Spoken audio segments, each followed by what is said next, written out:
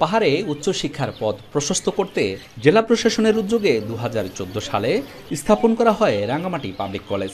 এরপর ২০১৫ সালে কলেজটির ৪ তলা একাডেমিক ভবন নির্মাণে প্রায় ৮ কোটি টাকা বরাদ্দ দেয় পার্বত্য চট্টগ্রাম উন্নয়ন বোর্ড। এরপর ১০ বছর পেরিয়ে গেলেও নেই দৃশ্যমান কোনো উন্নয়ন।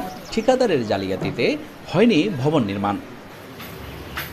বোর্ডের প্রকৌশলীদের যোগসাজশে ৪১ লাখ টাকার ভুয়া ব্যাংক সনদ দিয়ে সে বছরই কাজটি করছিলেন জেলা যুবলীগের সাবেক সভাপতি মুজিবুর রহমান দীপু। এরপর সামান্য ঢালাইয়ের কাজ করে তুলে নেন বড় অঙ্কের অর্থ। জালিয়াতি প্রমাণিত হলে দুদকের মামলায় রূপালী ব্যাংক ম্যানেজার রুমা বড়ুয়া ও ঠিকাদার মুজিব গ্রেপ্তার হলে কার্যাদেশ বাতিল করে বোর্ড কর্তৃপক্ষ। পরে উচ্চ আদালতে ঠিকাদারের করা রিটে আইনি জটিলতায় বন্ধ হয়ে যায় ভবনটির নির্মাণ কাজ। এরপর পরে থেকে নষ্ট হচ্ছে ভবনের নির্মাণ সামগ্রী।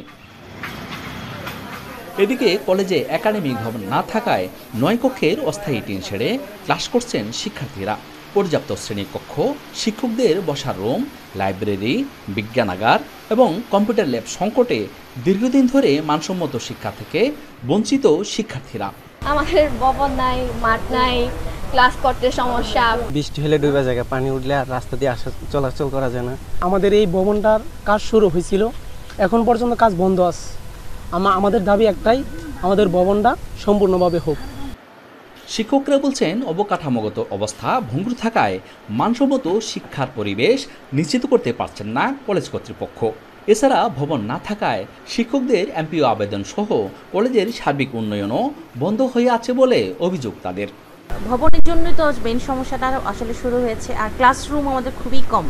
আমরা চাইলে বাচ্চাদেরকে ওই পর্যাপ্ত পরিমাণে জায়গা দিয়ে ক্লাস করানোর সুবিধাটা দিতে পারছি না। ২০১৪ সালে প্রতিষ্ঠিত হওয়ার পর থেকে আমরা এই যে স্বীকৃতি পেতেও আমাদের অনেক দেরি হয়েছে। কারণ স্বীকৃতির একটা শর্ত হচ্ছে যে আপনার নিজস্ব ভবন থাকতে হবে, নিজস্ব স্থাপনায় আসতে হবে।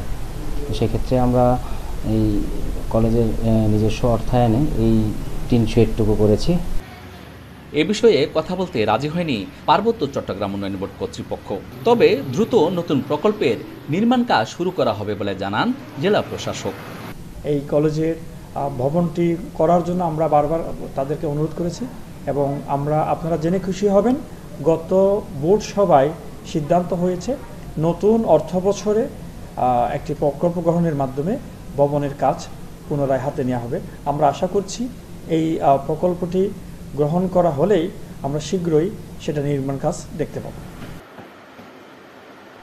অবকাঠামো সংকটে বিজ্ঞান বিভাগ ছাড়াই মানবিক আর ব্যবসায় শিক্ষায় ৪৬৭ জন শিক্ষার্থী আর ১৭ জন শিক্ষক কর্মচারী দিয়ে চলছে কার্যক্রম।